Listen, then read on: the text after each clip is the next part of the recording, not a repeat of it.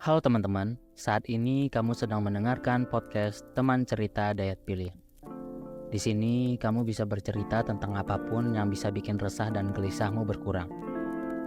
Aku ingin podcast ini bisa menjadi ruang aman dan nyaman untuk kita menceritakan hal-hal yang mungkin tak bisa kita bagikan ke orang-orang. Selamat mendengarkan. Jumpa lagi kita di bagian ke-6 dari siniar Teman Cerita Dayat Piliang. Aku boleh cerita sedikit ya.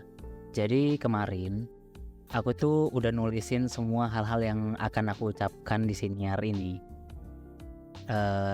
Memang di bagian kelima, mulai di bagian kelima, aku coba menuliskan apa yang akan aku ucapkan biar siniar ini bisa lebih efisien gitu, on point dan gak lari kemana-mana. Kayak ini lagi ngebaca nih. Tapi kemarin setelah panjang aku tulis semuanya itu, tulisan itu kayak mendadak menghilang gitu. Nggak hilang sepenuhnya memang, tapi menghilang sebagian. Kayaknya fitur save otomatisnya itu nggak bekerja dengan baik. Jadi ya menyisakan histori catatan terakhir di bagian opening doang tuh. Dan itu nggak ditulis, itu kan cuma di copy paste dari episode sebelumnya. Dibilang kesel ya, tapi ya mau gimana lagi gitu. Marah nggak jadi solusi, nggak bakal bikin semuanya kembali ya kan. Ya lagi pula ini semua udah pernah aku alami 2 kali, bahkan 2 kali. Waktu itu ketika aku nulis naskah buku Distraksi Patah Hati, aku kehilangan laptop waktu lagi ada di komuter lain. Terus selanjutnya baru tahun lalu, aku lagi nulis naskah buku selanjutnya untuk penerbit Gagas Media. Hampir selesai, bahkan itu 95% pengerjaannya. Filenya hilang karena satu hal. Kalau diceritain panjang itu. Jadi ya hal seperti ini udah biasa gitu. Gak ada yang bisa dilakukan ya selain nulis lagi gitu. Itu solusinya. Ya begitulah. Semoga kita punya penerimaan yang baik tentang hal-hal yang tak berjalan sesuai dengan yang kita rencanakan. Ya gak sih? Oke, terlalu lama intronya. Biar gak berlama-lama, mari kita mendengarkan cerita dari teman kita yang sudah masuk lewat email teman.piliang@gmail.com.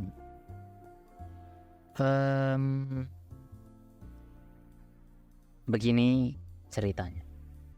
Tapi ini kayaknya bukan cerita ya. Cuma ingin menumpahkan resahnya aja. Hai, selamat malam. Perkenalkan, aku remaja. Mungkin bisa dibilang begitu. Aku perempuan, anak tunggal. Sebelumnya, terima kasih sudah membuat rumah untuk aku yang bimbang arah jalan pulang. Maaf jika tulisan ini agak panjang dan mungkin masih berantakan. Aku suka menulis, sama seperti kamu. Di usia sekarang, sulit rasanya menemukan hal yang tepat untuk sekedar mencurah dan menumpahkan perasaan. Dan yang masih bisa dilakukan mungkin dengan menulis seperti ini. Kak, usiaku 19 tahun. Setiap hari rasanya dunia seolah menyuruhku untuk menyerah. Aku kehilangan arah. Aku bingung. Kepalaku akhir-akhir ini juga ramai. Tapi aku kesepian. Hampir setiap saat aku mencari jawaban. Apa yang membuat gelisah dan tak nyaman? Dan jawabannya adalah diri aku sendiri. Selalu menuntut sempurna memang sebaiknya tidak dilakukan, karena sudah ada porsinya masing-masing. Selain itu, aku menggenggam dunia yang isinya ekspektasi-ekspektasi ini terlalu erat. Hari ini, ku coba melepaskan genggaman perihal menggapai bintang yang tinggi itu. Doain aku supaya bisa menerima hal yang nyata itu dengan lapang dada ya. Selamat dan selalu bahagia. Terima kasih. Selalu ada doa-doa baik untuk kamu. Jadi semoga apa yang kamu harapkan bisa berjalan sesuai dengan harapan. Tapi sebelum itu, seperti biasa aku mau ucapin terima kasih karena kamu sudah berani untuk menumpahkan segala bising yang ada di kepalamu. Memang, menjelang usia 20-an hingga menuju kepala 3, wajar kepala kita dihinggapi banyak pikiran yang berlebihan. Tentang mau jadi apa kita, bagaimana masa depan nanti, dan banyak hal lain yang berlalu-lalang di kepala yang bikin resah hati kita. Istilah kerennya ini kita sebut? Bukan kita sebut. Di psikologi, kayaknya di psikologi deh. Kita sedang memasuki fase quarter life of crisis. Kita bingung tentang apa yang mesti kita lakukan ketika orang-orang sekitar seolah-olah baik-baik saja hidupnya. Dan mereka terlihat seperti lancar-lancar saja meraih apa yang diinginkan. Belum lagi ketika kita melihat sosial media. Seolah-olah orang-orang hidupnya pada sempurna. Tidak seperti kita yang hidupnya begini-begini aja. Sehingga muncul rasa minder ke diri kita sendiri.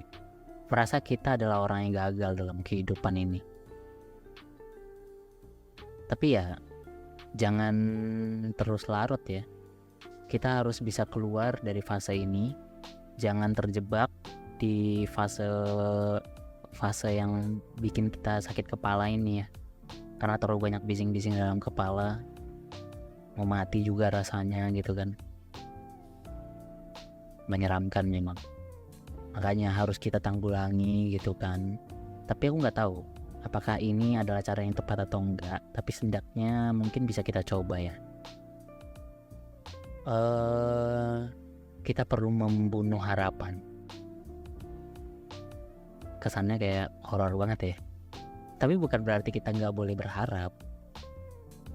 Hanya saja kita mesti meminimalisir harap agar kita gak kecewa, gak gampang kecewa gitu. Kurang-kurangi berekspektasi terlalu tinggi. Kan itu yang sering bikin kita kecewa kan. Yang lama-lama kalau kita biarkan ekspektasi itu lama-lama menggurus jiwa dan hati kita kalau ternyata ekspektasi itu gak berjalan sesuai dengan rencana kita. Ya gak sih? Yang perlahan bikin hidup kita itu jadi hampa, bingung, dan bisa saja berujung menjadi gila mungkin. Mungkin ya, kita juga gak tahu ya. Bahkan sekarang mungkin kita udah gila pada taraf tertentu kali ya. Ya gak sih?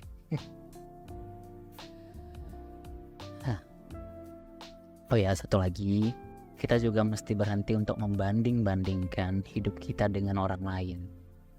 Membanding-bandingkan pencapaian kita dengan orang lain. Dan membanding-bandingkan segala aspek yang sebenarnya gak penting gitu untuk kita banding-bandingin. Garis startnya aja gak sama, masa mau kita banding-bandingin? Gak bisa gitu. Kan kita gak harus hidup sesuai dengan hidup yang digambarkan orang-orang kan. Gak harus kita menjalani hidup menjadi PNS misalnya, gak harus. Gak harus kita punya ini punya itu ya. Kembali ke pembahasan sebelumnya ya. Gak harus lah kita punya ini punya itu. Kalau kita gak pengen itu ya gak usah kita paksain. Karena hidup yang gagal bagi orang-orang itu kan beda-beda menurut sudut pandangnya dia kan. Dan hidup yang berhasil atau hidup yang bahagia menurut orang-orang juga beda-beda. Ketika ada orang yang memutuskan untuk hidup mengasingkan diri di desa terpencil tanpa sinyal internet, hidup sederhana seadanya, dan melakukan hal-hal yang mungkin menurut orang lain membosankan, bukan berarti hidup orang itu gagal kan? Ya gak sih? Bukan berarti hidup orang itu gagal. Bisa aja memang hidup seperti itu yang memang yang dia inginkan.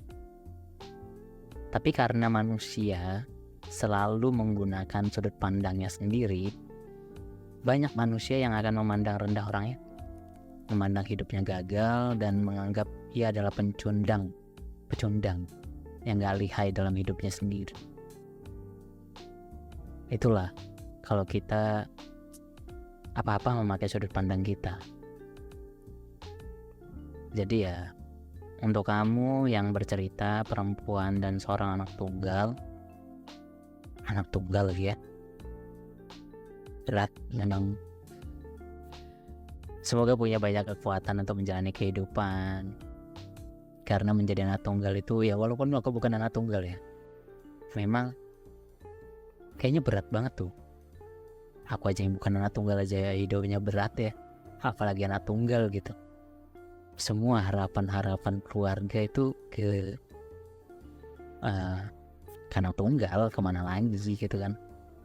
Aku aja ada lah gitu pasti kan, ditaruh beban harapan supaya begini supaya begitu. Bukan anak tunggal padahal, tapi kan setidaknya kayak ada opsi-opsi lain nih orang tuh, oh ini nggak bisa diharapin, ya udah ini aja gitu. Tapi kalau anak tunggal kayaknya aduh aneh. Tapi ya semoga orang tua kamu tidak seperti itu ya, tidak membebankan ke anak-anaknya untuk harus menjadi kayak gini, untuk harus hidupnya begini. Semoga tidak. Apa ya, hidup ini memang berat ya. Ya berat banget, udah apa namanya, berat lah, nggak mungkin nggak berat. Sulit banget ngejalaninnya, tapi sulit bukan berarti nggak bisa. Kita cuma perlu banyak sabar untuk ngejalanin hidup ini. Kita perlu banyak kuat untuk menghadapi hidup ini. Kalau boleh, kayak yang aku bilang, supaya kita nggak gila, supaya energi negatif itu tertumpahkan. Biar apa ya, biar kita nggak mendem di hati doang gitu. Nanti bahaya itu, bisa meledak. Bukan raganya meledak, emosinya marahnya meledak. Kalau fisiknya meledak bahaya juga, kayak di film apa itu. Dan jangan lupa juga tumpahkan semuanya dengan bercerita ke tempat yang tepat, supaya kita bisa lebih lega dan bisa lebih waras dalam berpikir. Kadang orang menyepelekan untuk bercerita gitu. Aku bisa sendiri kok, ngapain juga bercerita, ngapain juga dengerin omongan-omongan dari orang gitu kan. Memang kita nggak perlu dengerin omongan orang ya, tapi konotasi kata-kata itu jangan dengerin omongan orang itu untuk yang negatif, untuk yang mungkin menghambat mimpi kita, untuk yang mungkin mengganggu hari-hari kita. Tapi kalau misalnya kita membutuhkan semacam obat ya, kita butuh bercerita ke orang yang tepat. Orang yang tepat itu seperti apa sih? Orang yang tepat itu adalah orang yang sesuai dengan tujuan kamu bercerita. Kamu tujuan berceritanya pengen apa? Pengen didengarin kah? Pengen dikidau? Kok dikidau sih? Pengen didengarin kah? Atau pengen dikasih solusi gitu? Kalau di sini jelas nggak ada solusinya ya. Kalau tujuannya pengen didengarin, ya udah, berarti kan cari orang yang telinganya mau mendengarkan kita gitu, bukan membanding-bandingkan gitu. Ketika dengerin ya itu masih mending itu hidup kamu. Itu kan sebel juga ya kalau kita tujuannya pengen cerita doang gitu. Karena aku yakin semua orang bercerita pengen didengar aja gitu, bukan pengen dikasih perbandingan, apalagi itu ya, bukan pengen diarahin, diguruin gitu. Karena sebenarnya orang bercerita itu tahu gitu apa yang harus dia lakukan, dia cuma pengen butuh cerita aja.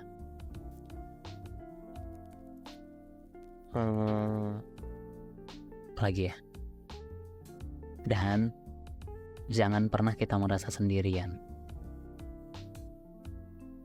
Karena senior ini aku pengennya ini jadi wadah untuk kita sama-sama menumpahkan apapun gitu. Hal-hal yang menurut kita nggak penting itu sebenarnya penting. Menurut kita aduh ini kayaknya remeh banget untuk diceritain ke orang ini. Nggak ada yang remeh. Bahkan cerita-cerita kecil sekalipun itu bisa berarti bagi orang. Kita melupakan itu Ini analoginya sama kayak ketika kita sudah biasa melihat lingkungan kita. Kayak aku kan pernah tinggal di Bali ya. Karena udah terbiasa dengan itu ya udah biasa aja gitu. Setiap hari awal-awal senang gitu kan, tapi lama-kelamaan biasa udah biasa. Tapi ketika ada orang datang ke situ untuk pertama kali, dia merasa excited gitu dan senang gitu. Jadi berbeda-beda kan. Yang menurut kita biasa, yang menurut orang nggak biasa karena orang nggak pernah melihat itu atau mendengar seperti itu, tahu seperti itu gitu. Jadi nggak ada yang hal sepele di dunia ini, hanya saja karena kita udah terbiasa, kita jadi menganggap ini hal yang remeh. Jadi gelisahmu yang kamu anggap itu remeh gitu, aduh ini mah remeh banget bro untuk diceritain. Ceritain aja ke siapapun, gak mesti ke sini, ke orang-orang yang menurutmu tepat aja. Dengar gak sih itu bisik-bisik kayak habis gitu suara. Sepertinya cukup untuk hari ini.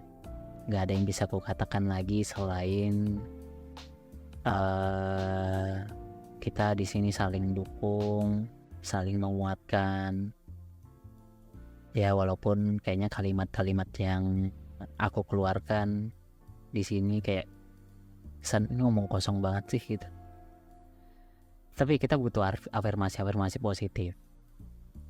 Seperti yang aku bilang ya kan, demi menjaga waras dan akal sehat kita, butuh kita afirmasi positif. Karena orang-orang ngira kayak dulu kan ada tuh motivator, ungkapan untuk motivator yang terkenal waktu itu ya, hidup gak seindah cocotan Mario Teguh. Terus apalagi ketika Mario Teguh kena masalah kan langsung dihujat, kan bener kan motivator tuh gak sempurna hidupnya. Ya memang gitu, tapi kita butuh kata-katanya aja supaya kita kayak, karena orang-orang mungkin gak tahu ketika orang merasakan sulit dalam hidup itu tuh pikirannya stuck dan butuh dikasih kata-kata supaya ada kayak harapan, ada kayak jalan lain biar nggak merasa sendirian dalam hidup, biar nggak merasa buntu gitu. Itu tadi keluar lagi muncrat udah. Jadi ya nggak ada kata-kata yang sekedar kata-kata yang sederhana yang keluar dari mulut orang kita harapin itu luar biasa ngefek gitu.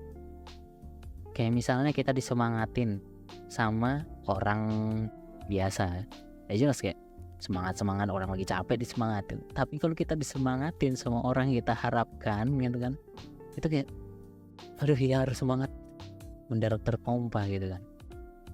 Makanya afirmasi itu walaupun sekedar kata-kata doang itu butuh juga untuk menjaga waras dan akal sehat kita. Jadi untuk kamu yang dengerin ini, yang punya banyak resah di kepalamu, jangan lupa ceritakan dan tumpahkan semuanya di sini. Ceritakan lewat email teman.piliang@gmail.com. Jangan takut kayak Kak aku nggak bisa nulisinnya, nggak apa-apa, berantakan juga nggak masalah. Yang penting kamu coba nulis itu untuk diri kamu sendiri aja, tapi kamu kirimkan ke sini biar kita bahas gitu kan, biar kita dengerin sama-sama masalah-masalahnya. Tapi ya semoga kayak yang aku bilang di episode sebelumnya, semoga cuma dengan menuliskan itu aja udah bisa bikin kamu lega gitu. Itu hal-hal sederhana banget, journaling gitu kan, maksudnya bukan jurnalis ya, menulis jurnal. Itu juga disarankan sama beberapa psikolog atau psikiater, kita nulis jurnal harian supaya kita tenang aja di jalanin kehidupan. Kelamaan gak sih? Kelamaan ya. Oke, itu aja. Aku Dayat Piliang. Sampai bertemu lagi di bagian-bagian dari siniar teman cerita Dayat Piliang. Dadah.